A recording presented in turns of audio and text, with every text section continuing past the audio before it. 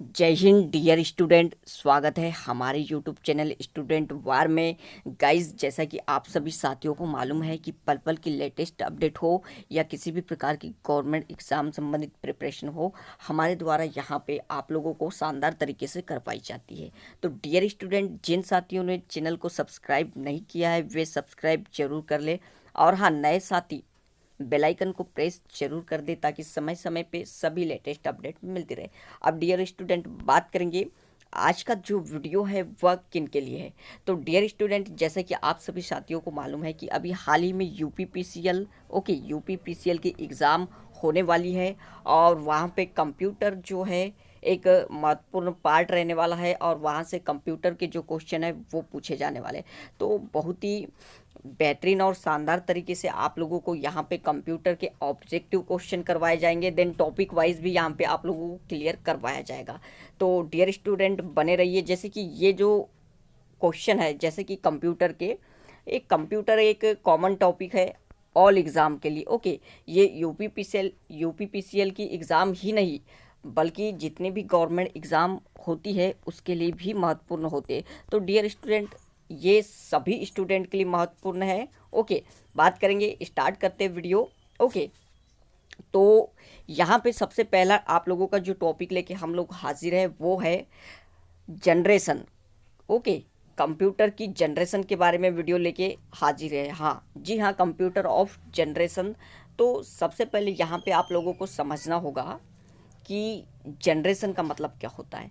तो dear student, यहाँ पे आप लोगों को बता दूं मैं, जनरेशन का मतलब सीधा सीधा होता है डेवलपमेंट। डेवलपमेंट मतलब विकास। जी हाँ, विकास। ओके, यानी आप लोगों को यहाँ पे समझाने का थोड़ा सा प्रयत्न करूँगा। सबसे पहले आप अपने फैमिली में देखें या परिवार में देखें तो सबसे पहले आपके दादाजी आए। ओके, उसके बाद आपके पिताजी। ओके, देन उसके बाद आपके पिताजी के बाद आप, और आपके बाद आपके बेटे। इस प्रकार ये जो विकास हुआ है, डेवलपमेंट, यही यही आपकी जो है वो जनरेशन कहलाती है फैमिली में देखें तो। यानी जो आपकी जनरेशन है वो कौन से नंबर की जनरेशन है? तो डियर स्टूडेंट, ये जो है आपकी थर्ड जनरेशन है। यानी पहले आपके दादा, फिर पिता, और फिर यहाँ पे आप लोगों की जो है आप स्वयं आए, यानी थर्ड जनरेशन। और आपके जो बेटे की जनरेशन है वो फोर्थ जनरेशन कहलाएगी। और देन यहाँ पे आपके पिता सेकेंड जनरेशन वाले हैं, और फर्स्ट जनरेशन वाले आपके कौन हो गए? दादा। अगर दादा के ऊपर की बात करें तो दादा भी किसी और जनरेशन से आए हैं। ओके, तो इस प्रकार जनरेशन चलते रहता है, यानी एक पीढ़ी का विकास कहना चाहिए। वैसे ही यहाँ पे बात करेंगे कंप्यूटर जनरेशन के बारे में। तो देखिए, कंप्यूटर की भी एक जनरेशन चली आ रही है, और सबसे पहले आपकी जो जनरेशन थी वो डेवलप होके आगे बढ़ी, और इस प्रकार जनरेशन बढ़ते गई। और ये जनरेशन क्यों हुई? क्योंकि कंप्यूटर के क्षेत्र में विकास हुआ। ओके, विकास हुआ, कंप्यूटर के जो काम करने की प्रक्रिया थी उसमें गति आई। ओके, उसमें सरलता आई, उसमें शुद्धता आई, और भी बहुत सारे परिवर्तन हुए। यानी एक प्रकार से कंप्यूटर के जगत में रिवॉल्यूशन यानी क्रांति उत्पन्न हुई। तो डियर स्टूडेंट, यही होता है, सीधा सीधा आप लोगों को ध्यान में रखना है। यहाँ पे कंप्यूटर जनरेशन का मतलब कंप्यूटर के क्षेत्र में विकास होता है। ओके, अब बात करेंगे आप लोगों के एग्ज़ाम की दृष्टि से क्या महत्वपूर्ण है। तो हम लोग अभी बात करेंगे फर्स्ट जनरेशन ऑफ कंप्यूटर की। ओके, तो डियर स्टूडेंट, यहाँ पे इसका जो सन है, इसकी जो समय सीमा है वो बहुत ज़्यादा महत्वपूर्ण हो जाती है। एग्ज़ाम में आप लोगों को पूछा जाता है कि फर्स्ट जनरेशन ऑफ कंप्यूटर यानी जो कंप्यूटर की पहली पीढ़ी है उसकी समय अवधि क्या थी। आप लोगों को एग्ज़ाम में दे देगा 1946 से 1959। तो आप लोगों को ध्यान में रखना, ये जो आप लोगों का समय है ये फर्स्ट जनरेशन वाला समय है। ओके, अब देखिए यहाँ पे फर्स्ट जनरेशन वाले समय के बारे में कुछ इंपॉर्टेंट बातें हम लोग आपसे शेयर करेंगे। ओके, और ये जो इम्पोर्टेंट पॉइंट है वो आप लोगों के एग्ज़ाम की दृष्टि से महत्वपूर्ण होगा। तो सबसे पहले बात बता दूँ, जो फर्स्ट जनरेशन था आपका कंप्यूटर का, ओके, उसमें जो कंप्यूटर यूज़ किया गया था, ओके, उसका नाम क्या था? तो उसका नाम क्या था? यूनिवेक। यूनी आपको नाम याद रखना होगा, ये कभी कभी क्वेश्चन में पूछ लेता है। UNIVAC UNIVAC first.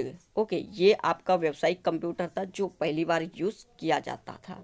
ओके, और किया गया था। तो बात करेंगे कुछ और इम्पोर्टेंट पॉइंट की जो एग्ज़ाम की दृष्टि में आप लोगों के लिए महत्वपूर्ण हो जाता है। देखिए, यहाँ पे फर्स्ट जनरेशन दी है और यहाँ पे आप लोगों की विशेषता दी है। ओके, बात करेंगे आप लोगों के जो पॉइंट है उनके बारे में, इम्पोर्टेंट जो एग्ज़ाम में पूछे जाते हैं। सबसे पहले जो है आप लोगों का फर्स्ट जनरेशन का कंप्यूटर था, उसमें एक इलेक्ट्रॉनिक सर्किट में निर्वात ट्यूब का उपयोग किया गया था। किसका? वैक्यूम ट्यूब का यूज़ किया गया था। तो बार बार आप लोगों को पूछ लेता है एग्ज़ाम में कि फर्स्ट जनरेशन में किसे यूज़ किया गया था। अलग अलग ऑप्शंस दे देंगे, जैसे ट्रांजिस्टर, माइक्रो प्रोसेसर, ओके, निर्वात ट्यूब। तो आप लोगों को सिलेक्ट करना है जो फर्स्ट जनरेशन का कंप्यूटर था उसमें निर्वात ट्यूब यूज़ किया गया था। ओके, और इन्हीं के कारण जो है कंप्यूटर के आकार बड़े बड़े होते थे। ओके, निर्वात ट्यूब के कारण जो आकार है वो आप लोगों के बड़े बड़े होते थे। देखिए, यहाँ पे निर्वात ट्यूब की इमेज आप लोगों को दिखाना चाहूँगा किस प्रकार से आप लोगों का जो है निर्वात ट्यूब दिखाई देता है। ओके, देखिए यहाँ पे आप लोगों की इमेज है। ओके, चलिए ये रहा आप लोगों का निर्वात ट्यूब। ओके, किस प्रकार से दिखाई देता है, कुछ इस प्रकार से होता है आप लोगों का निर्वात ट्यूब। ये आप लोगों को ध्यान में रखना है। तो ये आप लोगों का फर्स्ट जनरेशन में यूज़ किया गया था कंप्यूटर में। अब बात करेंगे आप लोगों के सेकंड इम्पॉर्टेंट पॉइंट की। तो डियर स्टूडेंट, आप लोगों का जो सेकंड इम्पॉर्टेंट पॉइंट है वो यहाँ पे आप लोगों को ध्यान में रखना है। प्राइमरी इंटरनल स्टोरेज के रूप में मैग्नेटिक ड्रम का उपयोग किया गया था। यानी जो मेमोरी यूज़ की गई थी, यानी मेमोरी मतलब किसी डाटा को स्टोर करने के लिए जो यंत्र या जो इंस्ट्रूमेंट यूज़ किया गया था उसका नाम था magnetic drum. Okay, first generation में यूज़ किया गया था स्टोरेज के रूप में, किसी डाटा को स्टोर करने के लिए मैग्नेटिक ड्रम का यूज़ किया गया था। अब यहाँ पे थर्ड पॉइंट आपका है कि सीमित मुख्य भंडारण क्षमता, यानी जो फर्स्ट जनरेशन के कंप्यूटर थे, ओके, वो कम स्टोरेज यानी कम कैपेसिटी के थे, अपने आप में कम डाटा रख सकते थे। ये जो मैग्नेटिक ड्रम का यानी इन्होंने उपयोग किया था, ये अपने आप में कम डाटा यानी लो कैपेसिटी स्टोरेज रखता है। ओके, तो फर्स्ट जनरेशन में काफ़ी कम डाटा हम स्टोर कर पाते थे। देन ये जो है मंद गति के इनपुट आउटपुट थे, धीरे धीरे वर्क करते थे। ओके, देन बात करेंगे यहाँ पे जो निम्न स्तरीय प्रोग्रामिंग भाषा, मशीनी भाषा, असेंबली भाषा थी। ओके, कौन कौन सी भाषा यूज़ किया गया था प्रोग्राम करने के लिए कंप्यूटर को? एक तो लो लेवल लैंग्वेज जिसे कहते हैं हम, मशीनी भाषा और असेंबली भाषा का यूज़ किया गया था। आप लोगों को एग्ज़ाम में पूछेगा कि फर्स्ट जनरेशन के कंप्यूटर में, प्रथम पीढ़ी के कंप्यूटर में कौन सी भाषा का उपयोग किया गया था कंप्यूटर को प्रोग्राम करने के लिए। तो आप लोगों को बताना होगा कंप्यूटर को प्रोग्राम करने के लिए फर्स्ट जनरेशन में जो भाषा का यूज़ किया गया था वो मशीनी भाषा और असेंबली लैंग्वेज थी। ओके, यहाँ पे नेक्स्ट पॉइंट आपका है कि ताप नियंत्रण में असुविधा। ओके, जो टेम्परेचर है उसे कंट्रोल करने में फर्स्ट जनरेशन में काफ़ी दिक्कत जाती थी, ये भी आप लोगों को ध्यान रखना है। उपयोग, अब बात करते हैं उपयोग, पैरेलल प्रोसेसिंग और रिकॉर्ड रखने के लिए इसका उपयोग किया गया था फर्स्ट जनरेशन के कंप्यूटर का। और नेक्स्ट इम्पॉर्टेंट जिसकी मैंने शुरू में चर्चा कर चुका है, उदाहरण के लिए IBM 650 यूनिवेक। तो ये आप लोगों का पहला कंप्यूटर था जिसका फर्स्ट जनरेशन में उपयोग किया गया था। इम्पॉर्टेंट हो जाता है आप लोगों का ये पॉइंट। ओके, सबसे पहले हमने बात करें कि जो आप लोगों की फर्स्ट जनरेशन थी वो 1946 से कब तक चली, आप लोगों की 59 तक। ओके, तो ये आप लोगों का सबसे इम्पॉर्टेंट हो जाता है, एग्जाम में पूछा जाता है। ओके, देन आपका सेकेंड पॉइंट हमको इम्पॉर्टेंट बता दूँ आप लोगों को, जो यहाँ पे सर्किट यूज़ किया गया था उसमें वैक्यूम ट्यूब यूज किया गया था। तो ये भी एग्ज़ाम में पूछ लेता है, आप लोगों को ध्यान में रखना है। देन यहाँ पे आप लोगों का जो है सबसे पहले हम लोगों ने यूज़ किया था यूनिवेक, ये भी आप लोगों को ध्यान में रखना है। यूनिवेक नाम का कंप्यूटर यूज़ किया था फर्स्ट जनरेशन में। तो इतना आप लोगों को ध्यान में रखना है। फर्स्ट जनरेशन से अगर कोई भी क्वेश्चन पूछता है तो वो आप लोगों का क्लियर हो जाएगा। देखिए यहाँ पे फर्स्ट जनरेशन में आप लोगों का जो कंप्यूटर है वो कुछ इस प्रकार था। ओके, वैक्यूम ट्यूब यूज़ करने के कारण जो है आप लोगों का पूरा एक कमरे भर का कंप्यूटर होता था पहले। ओके, ये दिखाई दे रहा है इमेज में आप लोगों को, इस प्रकार से पूरा कमरे भर का पूरा एक यानी कंप्यूटर जो है वो बना हुआ होता था, यानी काफ़ी बड़ा, इसे एक स्थान से दूसरे स्थान तक ले जाना का मुश्किल का काम था और कर भी नहीं सकते थे ऐसा। ओके, तो इसका विकास होना भी ज़रूरी था। तब आगे आप लोगों की जो है एक और जनरेशन आई। ओके, और बात करेंगे हम अब उस जनरेशन की। तो उस जनरेशन, देखिए ये आप लोगों का जो है फर्स्ट जनरेशन में मैग्नेटिक ड्रम यूज़ किया गया था मेमोरी के रूप में। तो ये आप लोगों का है, इमेज में दिखाई दे रहा है, ये मैग्नेटिक ड्रम है। ओके, चलिए अब जब विकास होता है आप लोगों का, तो बात आती है सेकेंड जनरेशन की। ओके, द्वितीय पीढ़ी ऑफ कंप्यूटर। तो ये कब से कब तक स्टार्ट हो जाती है आप लोगों की? तो ये हो जाती है आप लोगों की 1960 से स्टार्ट हो जाती है और 65 तक आपकी जो है सेकेंड जनरेशन चलती है। अब यहाँ पे इम्पोर्टेंट पॉइंट हो जाता है, आप लोगों को इसका जो है समय सीमा याद रखना होगा। एग्ज़ाम में पूछ लेता है समय सीमा 1960 से 65 तक। देखिए ये जो है टॉपिक वाइज क्लियर करने के बाद ओके, आप कमेंट जरूर कीजिएगा अगर हमारे द्वारा बनाया गया वीडियो पसंद आ रहा हो तो। ऑब्जेक्टिव टाइप के क्वेश्चन भी हम लोग लाएंगे यहाँ पे, कम से कम 5000 से अधिक इम्पोर्टेंट क्वेश्चन आप लोगों को करवा दिया जाएगा, ताकि आप लोगों की यूपीपीसीएल की एग्ज़ाम हो चाहे अदर एग्ज़ाम हो, वो आप लोगों की क्लियर हो। Okay, UPPCL, okay, NMDC, other कोई भी एग्ज़ाम जिसमें कंप्यूटर के क्वेश्चन पूछे जाते। तो first generation, okay, second generation की बात कर रहे हैं हम यहाँ पे। तो आप लोगों को याद रखना होगा कि जो आप लोगों का सेकेंड जनरेशन की समय सीमा थी वो थी 1960 से 65 की। अब यहाँ पे इम्पोर्टेंट बात आ जाती है कि जो सेकेंड जनरेशन है उसमें किसका उपयोग किया गया था सर्किट में? तो वो आप लोगों का था ट्रांजिस्टर का उपयोग। ओके, यानी सेकेंड जनरेशन से आपका किसका उपयोग शुरू हो जाता है? ट्रांजिस्टर का उपयोग शुरू हो जाता है। अब यहाँ पे बात आ जाती है बहुत ही बढ़िया और शानदार, जब ट्रांजिस्टर का उपयोग हुआ तो क्या हुआ, क्या विकास हुआ? तो देखिए कंप्यूटर का जो आकार है वो अब काफ़ी बदल चुका था। जो एक कमरे भर का कंप्यूटर हुआ करता था वो अब काफ़ी सिमट चुका था, यानी काफ़ी छोटा हो चुका था। ओके, देन यहाँ पे बात करते अब स्टोरेज के रूप में क्या यूज़ किया जाने लगा? तो प्राइमरी इंटरनल स्टोरेज के रूप में चुंबकीय कोर यानी मैग्नेटिक कोर का उपयोग किया जाने लगा। अब जब मैग्नेटिक कोर का उपयोग किया जाने लगा तो मुख्य भंडारण क्षमता में वृद्धि हुई, यानी हम और अधिक डाटा स्टोर करने में सफल होने लगे। ओके, इस प्रकार से जनरेशन में ग्रोथ हुआ। देन तीव्र इनपुट और आउटपुट भी अब बन चुके थे हमारे पास। ओके, यानी जैसे ही भंडारण क्षमता बढ़ी वैसे ही हम तीव्र इनपुट और आउटपुट प्राप्त कर सकते थे। ओके, देन देखिए जैसे आप लोगों ने देखा होगा, आप लोगों के सेल फोन को ही देख लो। अगर आप लोगों का सेल फोन है, ओके, जैसे आप लोग मोबाइल फ़ोन लेते हो, जैसे 4 GB ओके इंटरनल, और आप लोगों का अलग से 32 GB या 64 GB जो है वो एक्सटर्नल रहता है। इस प्रकार से अगर देखा जाए तो अगर आप लोगों का जो इससे अधिक डाटा हो जाता है तो मोबाइल आप लोगों का स्लो काम करने लगता है। इसी प्रकार से कुछ ऐसा है, यानी कि कंप्यूटर में भी था, जैसे ही इसकी भंडारण क्षमता बढ़ी, इसकी मेमोरी रेंज बढ़ गई, वैसे ही ये भी तीव्र गति से कार्य करने लगा। ओके, अब यहाँ पे इम्पोर्टेंट नोट डाउन करोगे आप लोग। देखिए फर्स्ट जनरेशन में हमने लो लेवल लैंग्वेज का यानी निम्न स्तरीय भाषा का उपयोग किया था, मशीनी लैंग्वेज और असेंबली लैंग्वेज का। बट अब यहाँ पे क्या ग्रोथ हो गया, हमने हाई लेवल लैंग्वेज बना लिए, उच्च स्तरीय भाषा का यानी हम उपयोग करने लगे, जैसे कोबोल और फॉर्ट्रान। ओके, ये भाषाओं का उपयोग किया जाने लगा सेकेंड जनरेशन से।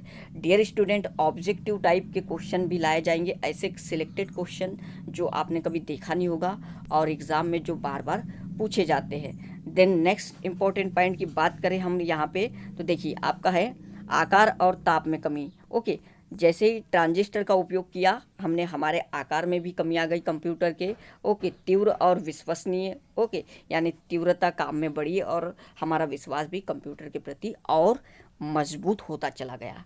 देन यहाँ पे बात करेंगे बेंच ओरिएंटेड उपयोग, यानी billing processing, okay, parallel processing और इन्वेंट्री फाइल का अपडेशन करने में इसका उपयोग किया जाने लगा। बात करेंगे यहाँ पे जो है उदाहरण के लिए यूज़ क्या किया गया, IBM 1401, हनीवेल 200 CDC 1604 कंप्यूटर का यूज़ किया गया। अब आगे बढ़ते हम लोग, तो देखिए ये देखिए सेकेंड जनरेशन का कंप्यूटर इस प्रकार रूप ले लिया था। ओके, एक कमरे भर का जो कंप्यूटर हुआ करता था, अब आप लोगों का जो है इतना सा सिमट कर रह गया। और ओके, काफ़ी हद तक हम अब एक स्थान से दूसरे स्थान तक कंप्यूटर को ले जा सकते थे। इस प्रकार से ये यहाँ पे छोटा हो गया। ओके, देन बात करेंगे यहाँ पे इसका जो है आउटपुट तीव्र मिलने लगा और इनपुट भी तीव्र हम दे सकते थे। ये परिवर्तन हुआ। और ये देखिए यहाँ पे जो ट्रांजिस्टर उपयोग किए गए थे ये आपके रहे ट्रांजिस्टर इस प्रकार के होते हैं कुछ। ओके, आप लोगों को ध्यान में रखना होगा। ओके, बात करेंगे यहाँ पे अब, तो ये देखिए ये आप लोगों की मैग्नेटिक कोर है, इसी पे डाटा स्टोर किया जाता था सेकेंड जनरेशन का, जिसके कारण तीव्रता हमारे काम में बढ़ गई थी। अब आगे बढ़ते हैं तो आगे बात आती है आपके थर्ड जनरेशन की कंप्यूटर की। ओके, चलिए बहुत ही प्यारा सा और शानदार यहाँ पे हम लोग समझेंगे और एग्ज़ाम में आपके कोई भी क्वेश्चन मिस ना हो, इस प्रकार यहाँ पे हम लोग समझने की कोशिश करेंगे। ओके गाइस, चलिए एग्ज़ाम शानदार जाएगी आप लोगों की अगर आप लोग यहाँ से इन पॉइंट को याद कर लेते हो जो हम बता रहे हैं। ओके गाइस, चलिए बात आती है आप लोगों की कंप्यूटर की थर्ड जनरेशन की।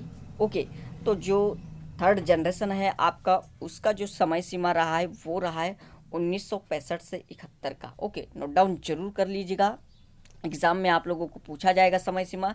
तो 1665 से 1965 से 71 आप लोगों की रही है थर्ड जनरेशन की सीमा। और इस समय सीमा के अंतर्गत क्या क्या कंप्यूटर में विकास हुआ ये हम लोग जानेंगे। ओके, जो एग्ज़ाम की दृष्टि से महत्वपूर्ण होगा। पहली बात तो आप लोगों को ध्यान में रखना है, ये जो आप लोगों की समय सीमा है 1965 से 71 की समय सीमा है। ओके, इलेक्ट्रॉनिक्स में निरंतर तकनीकी विकास से कंप्यूटर के आकार में कमी आते गई। ओके, और जो कार्य करने की गति थी उसमें भी काफ़ी विकास हुआ थर्ड जनरेशन में, अधिक क्षमता का विकास हुआ। ओके, यहाँ पे अब देखिए अब क्या हुआ, पहले ट्रांजिस्टर यूज़ किया जा रहा था सेकेंड जनरेशन में, अब यहाँ पे क्या परिवर्तन हो गया थर्ड जनरेशन में, तो यहाँ पे अब चिप का उपयोग किया जाने लगा। किसका? चिप का, इंटीग्रेटेड चिप का, मतलब आईसी का उपयोग किया जाने लगा। और आईसी के यानी जो आईसी शब्द है उससे भलीभांति आप लोग परिचित हो गए। इंटीग्रेटेड सर्किट, आईसी क्या होती है? तो देखिए आईसी एक प्रकार का चिप होता है। क्या होता है? एक प्रकार का चिप होता है जिसपे लाखों कंपोनेंट, लाखों इलेक्ट्रॉनिक कंपोनेंट एक ही चिप में यहाँ पे हम लोग ओके कंपोनेंट पे यहाँ पे रख सकते हैं हम लोग, और एक सर्किट को अधिक से अधिक छोटा कर सकते हैं आईसी के माध्यम से। तो वही काम हुआ था थर्ड जनरेशन में, आईसी का उपयोग किया गया और कंप्यूटर के आकार में काफ़ी कमी आई गई।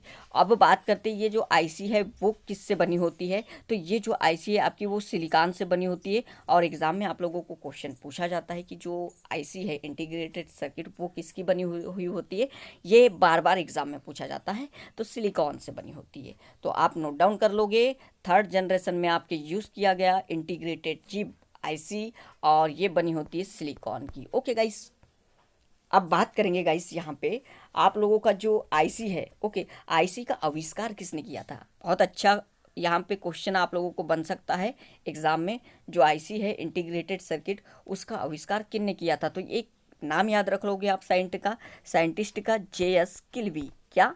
जे.एस. किल्वी, ये नाम इम्पोर्टेंट हो जाता है एग्ज़ाम की दृष्टि से। Okay, JS. किल्वी ने आप लोगों का जो है वो स्टार्ट किया था।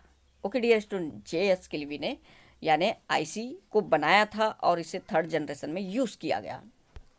अब यहाँ पे बात करेंगे, जैसे ही आईसी का यूज़ किया गया तो अब क्या हो चुका था हमारे पास, चुंबकीय कोर और सॉलिड स्टेट मुख्य भंडारण के रूप में उपयोग किया गया। चुंबकीय कोर और सॉलिड स्टेट यानी ठोस युक्ति मुख्य भंडारण के रूप में यूज़ किया जाने लगा। यहाँ पे एसएसआई और एमएसआई। ओके, तो अब बता दूँ यहाँ पे एसएसआई का मतलब क्या है। तो डियर स्टूडेंट चलिए बता दूँ हमारे पास थर्ड जनरेशन में क्या फ़ायदा हुआ हमें।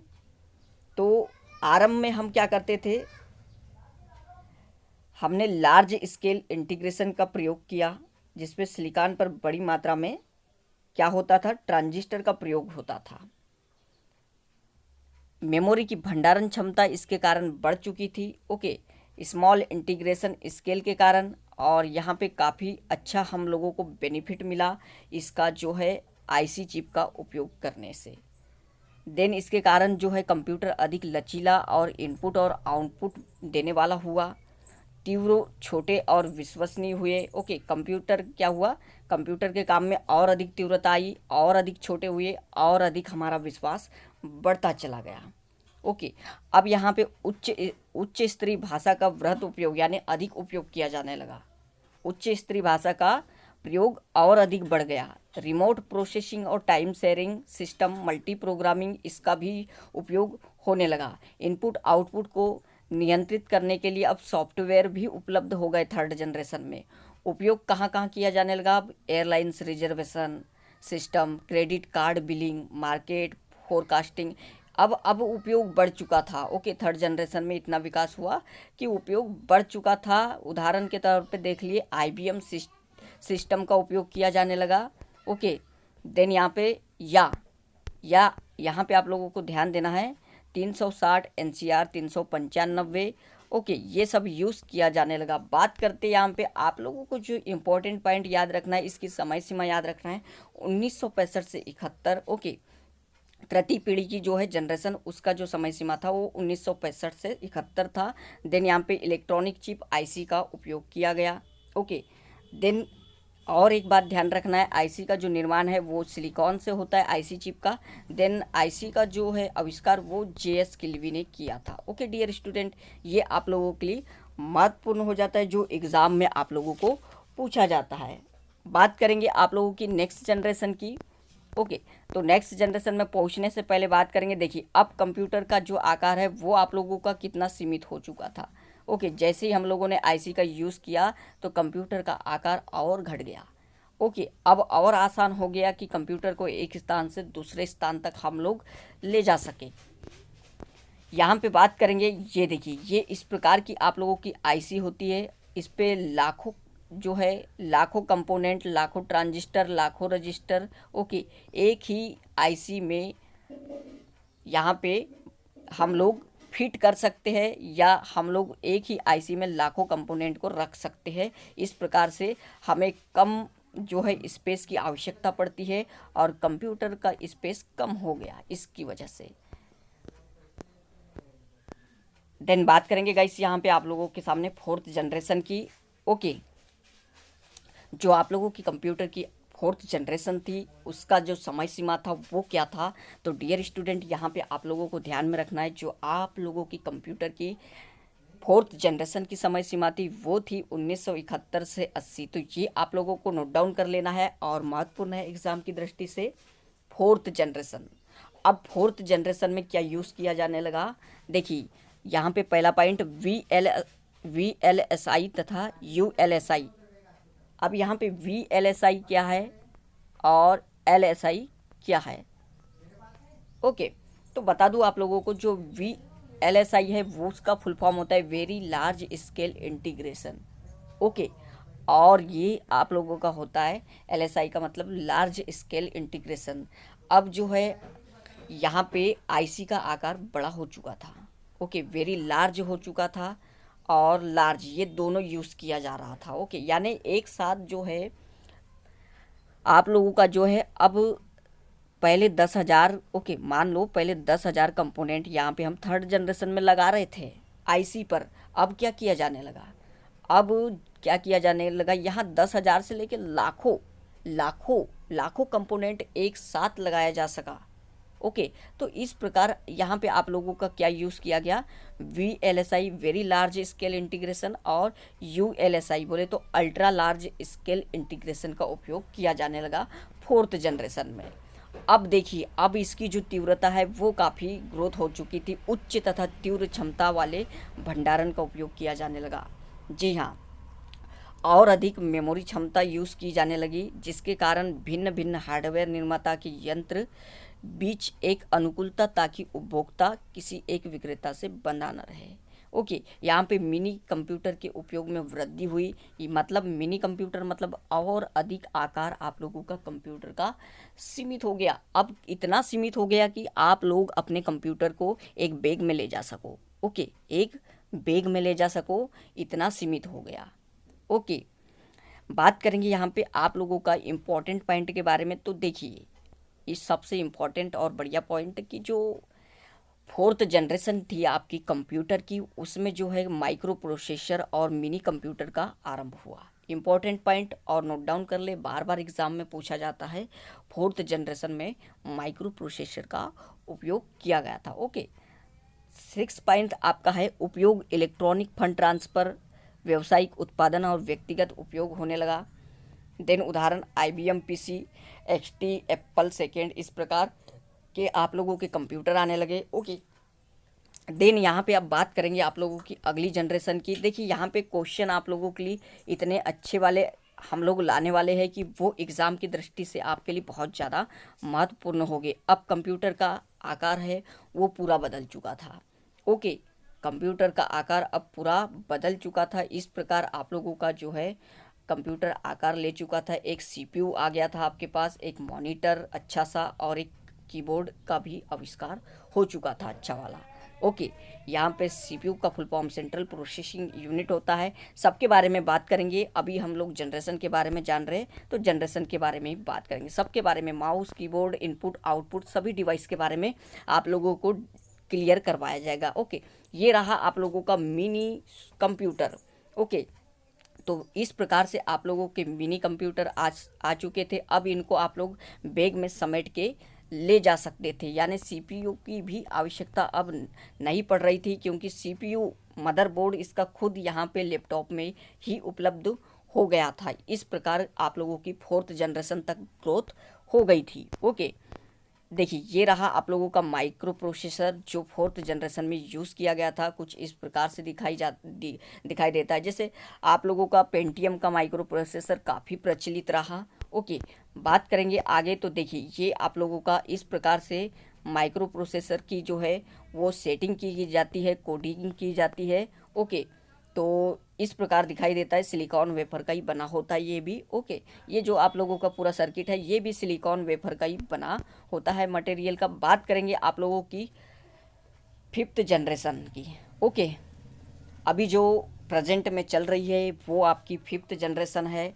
ओके डियर स्टूडेंट, काफ़ी ग्रोथ होने लगा है और काफ़ी बदला भी है। समय की बात करें तो 1982 से एट प्रेजेंट यानी वर्तमान जो चल रहा है वो आपका फिफ्थ जनरेशन है, पंचम पीढ़ी, पाँचवीं पीढ़ी। बात करेंगे यहाँ पे आप लोगों का जो है भंडारण क्षमता के रूप में यूज़ किया जाने लगा ऑप्टिकल डिस्क का भंडारण के रूप में। ओके, तो आप लोगों को ध्यान में रखना है ये पाँचवीं पीढ़ी में जो मेमोरी के रूप में यूज़ किया जाने लगा वो ऑप्टिकल डिस्क का भंडारण में उपयोग किया जाने लगा। ओके, बात करेंगे यहाँ पे इंटरनेट, ईमेल, WWW का विकास हुआ। ओके, देन यहाँ पे आकार में बहुत छोटे, तीव्र तथा उपयोग में आसान प्लग और प्ले का उपयोग किया जाने लगा। यहाँ पे विकास देखिए कितना हुआ। ओके, देखिए उपयोग इंटरनेट, मल्टीमीडिया का उपयोग काफ़ी क्रांतिकारी। आपने देखा होगा आजकल विदाउट कंप्यूटर के कोई भी वर्क यहाँ पे मुमकिन नहीं है, चाहे शिक्षा के क्षेत्रों में हो, चाहे बैंकिंग के क्षेत्र में हो, अदर कोई भी सेक्टर हो, चाहे इंडस्ट्री हो, अब सब इंटरनेट के माध्यम से ऑनलाइन हो रहा है। ओके, तो काफ़ी ग्रोथ हो चुका है। यहाँ पे उदाहरण IBM notebook, Pentium PC, super computer इत्यादि। ओके, मतलब अब पाँचवीं पीढ़ी में ऐसा आ गया कि सुपर कंप्यूटर का भी यूज़ किया जाने लगा। देन यहाँ पे एक और इम्पॉर्टेंट पॉइंट नोट डाउन करोगे आप लोग, जो पाँचवीं पीढ़ी में बदला वो था आप लोगों का ये इम्पोर्टेंट शब्द एग्ज़ाम में पूछेगा आप लोगों को, जो artificial intelligence. Okay, artificial intelligence का उपयोग हो रहा है वो किस पीढ़ी में हो रहा है, तो पाँचवीं पीढ़ी में हो रहा है। यानी आर्टिफिशियल इंटेलिजेंस का मतलब है कि जो कंप्यूटर है वो खुद सोच सके, ऐसा कंप्यूटर को बनाया जाने की कोशिश है। ओके, खुद सोच सके, अपने निर्णय खुद ले सके।